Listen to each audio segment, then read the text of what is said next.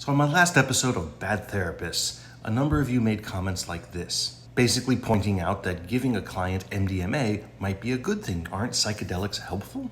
And yes, they are, although I hope obviously not in the context I described in that video of a therapist slipping a client in ecstasy without their consent and planning. And typically it is a medical doctor, whether psychiatrist or other trained individual, providing the actual substance, while the psychotherapist often just does the assistive therapy portion.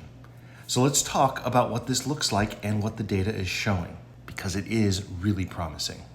For example, in this study, 24 patients with major depressive disorder were provided psilocybin and then followed for a 12-month period. And what they found was pretty remarkable, because after treatment, their depression dropped substantially right away, and it stayed low for the entire 12-month period.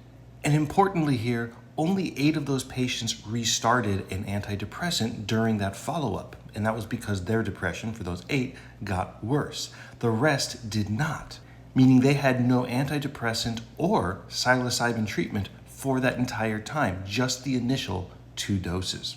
And there are other studies looking at things like MDMA and, of course, ketamine, which is now being used for depression at treatment facilities. But one really important finding about psychedelics I want to share is that it's more than just about depression scores. Because even in studies like this, where the depression inventory scores are similar to SSRIs, the psychedelic group reports increases in things like well-being, flourishing, connectedness with themselves, others, and the wider world, and a greater ability to take pleasure in life, as well as function at work and socially.